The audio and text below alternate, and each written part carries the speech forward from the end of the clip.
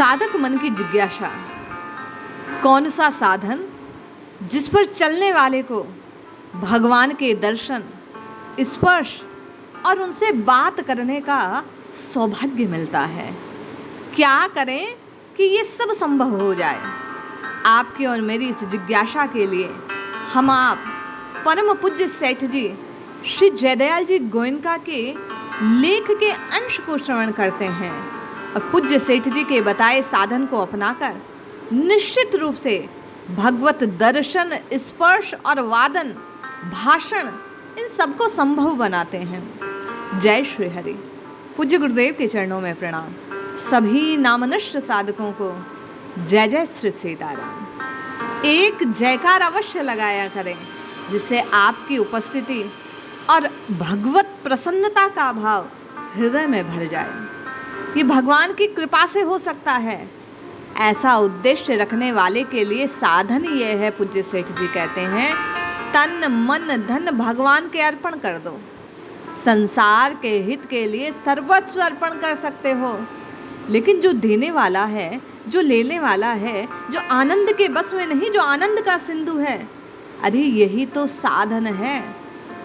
आप और मैं उसके हो जाएं। आदर्श सामने रखो, आनंद मनाओ, तन मन धन से लोगों को आराम पहुंचाने का विचार करने लगो, जिससे उनको प्रसन्नता हो। उन्हीं में अपनी प्रसन्नता को खोजो। जैसा गीता जी में भगवान ने कहा, हे अर्जुन, इस प्रकार तेरे हित के लिए कहे हुए इस गीता रूप परम रहस्य को किसी भी काल में न तो तप रहित मनुष्य प्रति कहना चाहिए, न भक्ति रहित के प्रति, और न बिना सुनाए या सुनने की इच्छा रखने वाले के लिए कहना चाहिए। जो मेरी निंदा करता हो उसके प्रति तो कभी नहीं कहना चाहिए, परंतु जिनमें ये सब दोष ना हो ऐसे भक्तों के प्रति प्रेम पूर्वक उत्साह सहित कहना चाहिए, क्योंकि जो पुरुष मेरे में परम प्रेम करके इस परम रहस्य युक्त गीता शास्त्र को मेरे भक्तों को कहेगा, अर्थात निष्काम भाव से प्रेम पूर्वक मेरे भक्तों को पढ़ाएगा, अर्थ की व्याख्या करेगा, प्रचार करेगा, निसंदेह वो मुझको प्राप्त करेगा। यहाँ पूज्य सेठ जी ने ये भाव, ये संकेत व्यक्त किया कि यदि आप परमात्मा का दर्शन, स्पर्श पाना चाहते हो तो गीता जी के पाठ का, स्वाध्याय का, अध्ययन का, अध्यापन का, ये सब आप करने लग जाओ। इससे भगवान को प्रसन्नता होती है, और जब प्रभु प्रसन्न होते हैं तो स्वयं को ही प्रदान कर देते हैं। लौकिक इच्छाएं तो कहना ही क्या, स्वयं प्रभु आपके लिए तब सुलभ हो जाते हैं। पूज्य सेठ जी कहते हैं कि भगवत प्राप्ति के लिए जो कष्ट उठाना पड़े उठाना चाहिए। कठिन नियम साधन करे तो वह भी ठीक, माला जपना आरंभ करो, पूरी भगवत गीता का पाठ अर्थ पर ध्यान देते हुए करो।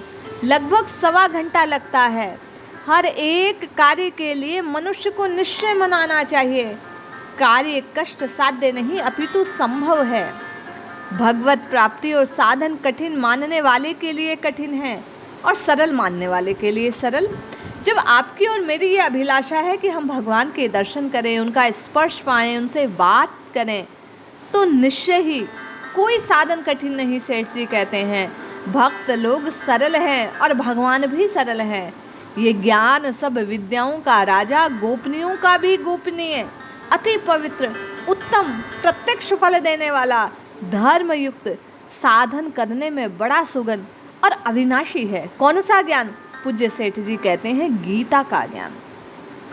भगवान को सरल हृदय हो चाहना, प्रभु मेरे हैं, मैं उनका हूँ, बस इतना मान लेना भर, यही काफ़ी है। आसुरी संपदा का त्याग, देवी संपत्ति को ग्रहण करना अमृत के तुल्य है।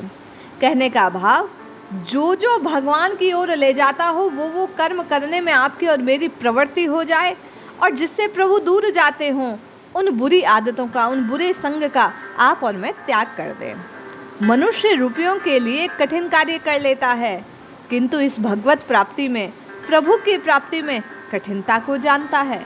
पर वास्तव में कठिनता है नहीं। सेठ जी कहते हैं, जोर देके दावे के साथ निश्चय करो, आसुरी संपदा आ नहीं पाएगी पास। ऐसा निश्चय करोगे तो निश्चय ही आसुरी संपदा की आग जानबूझकर नष्ट हो जाएगी और देवी संपत्ति पास आ जाएगी। जिस प्रकार दूध के कटोरे के पास सर्प बैठा हुआ है, देखकर निश्चय करने पर सर्प का झूठा किया हुआ जान पड़ता है, ऐसा जान लेने पर दूध आप और मैं स्वतः त्याग देते हैं। उसी प्रकार ये विषय वासनाओं का जो आप और मैं इस माया रूपणी सर्पणी को देखते हैं, जैसे ही इसे देखेंगे, और कब देखेंगे, जब भीतर ये भाव होगा ये प्रभु से दूर ले जाने वाली है, तो उसी प्रकार लगेगा और आप और मैं इस विषाक्त माया को त्याग देंगे। पूज्य सेठ जी कहते हैं, गीता में स्वयं भगवान कहते हैं कि हे पार्थ, पाखंड, घमंड, अभिमान, क्रोध, कठोर वाणी, अज्ञान, ये सब आसुरी संपत्ति है और ऐसे लक्षण जिन पुरुषों में दिखलाई दे उनको त्याग देना चाहिए।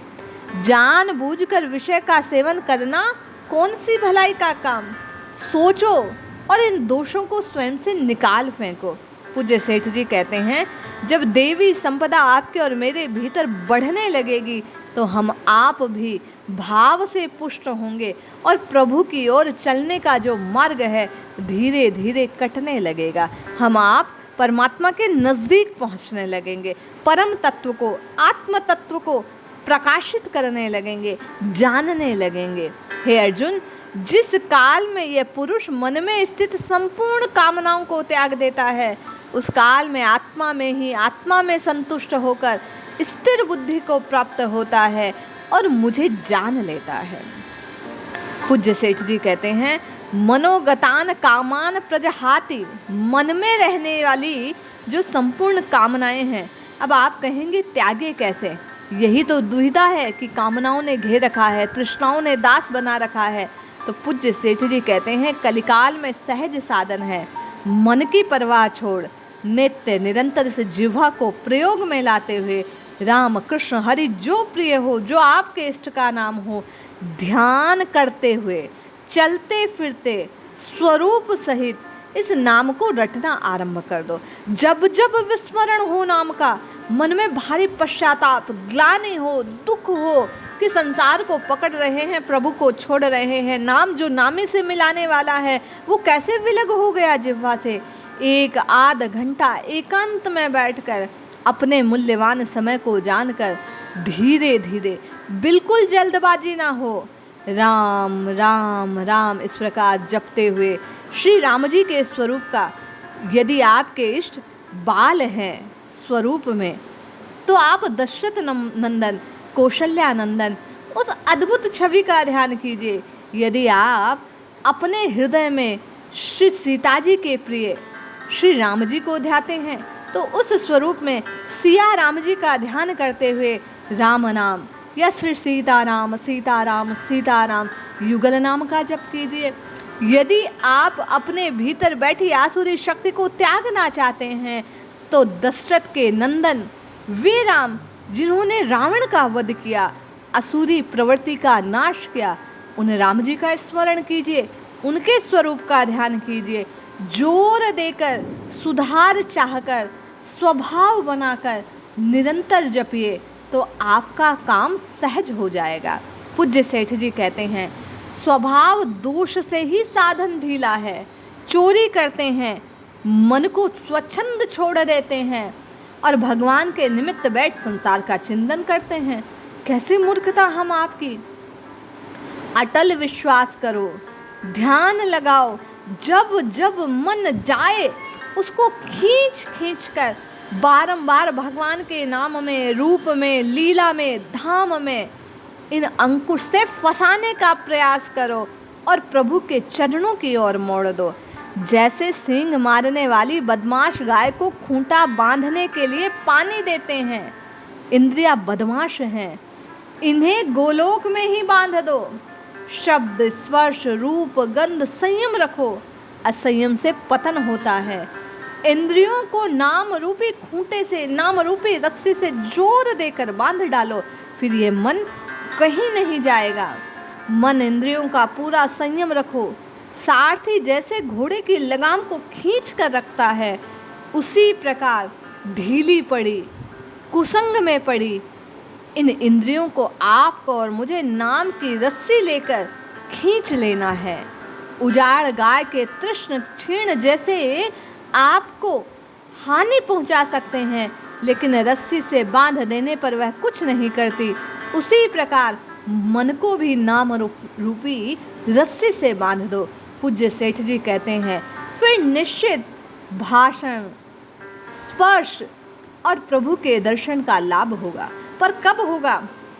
जब नाम जप में श्रद्धा का विशेष तड़का लग जाएगा। श्रद्धा से विशेष लाभ होता है। एक अन्य लेख में पूज्य सेठ जी साधकों को विशेष लाभ चाहने पर कहते हैं कि श्रद्धा को धारण करना चाहिए। जैसे गंगा जी में भगवान के नाम में रूप में विश्वास हो जाए तो उद्धार में कोई शंका नहीं रहती। शास्त्र और युक्ति से प्रमाणित बात है कि विश्वास होने पर बात काम में लाई जाती है। जितनी बात काम में आई उतना विश्वास। आप गीता का अभ्यास करो, निष्काम कर्म, सद्गुणों के बारे में जानो, उनमें विश्वास करो। वे धीरे धीरे विश्वास के प्रभाव से आपके भीतर घर करने लगेंगे। आप विश्वास के प्रभाव से सद्गुणों को धारण कर लेंगे।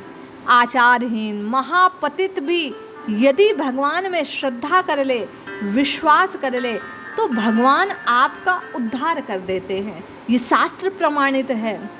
आज तलक आप और मैं जो कुछ आचरण कर गए, गलत कर गए तो कर गए, उस ओर दृष्टि देने की आवश्यकता नहीं। पूज्य सेठ जी कहते हैं, सिर्फ वीरता से, धीरता से अब भगवान को अपना मानकर, भगवान के नाम में, रूप में, धाम में, लीला में श्रद्धा रखकर विश्वास पूर्वक उन्हें पुकारने की आवश्यकता है। जैसे ही आप और मैं इस पल उनका होकर उन्हें पुकार लेते हैं, पीछे के सारे पाप स्वतः धुल जाते हैं। आप और मैं श्रद्धा विश्वास पूर्वक प्रभु को पुकारें तो निश्चित लाभ होगा।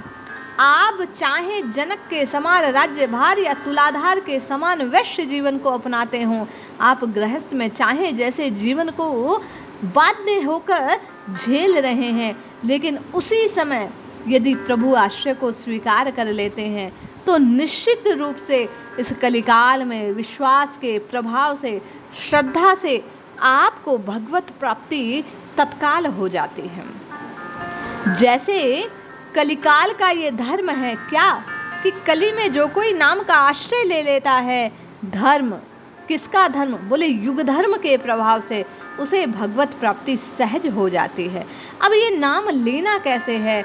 गोस्वामी जी ने बड़ा सुंदर कहा, कल युग समयुग आन नहीं, जो नर कर विश्वास, गाय राम गुण विमल भव, तर बिन ही प्रयास। बिना प्रयास तर जाएंगे राम जी के निर्मल यश को गाकर, राम जी का बनकर प्रेम से, श्रद्धा से, विश्वास से इसे राम राम राम राम राम की रटना लगाइए। निश्चित लाभ होगा। प्रभु के दर्शन भी होंगे, प्रभु का स्पर्श भी होगा, प्रभु की कृपा प्राप्ति होगी। आप और मैं निश्चित कल्याण को प्राप्त होंगे। जय श्री हरि।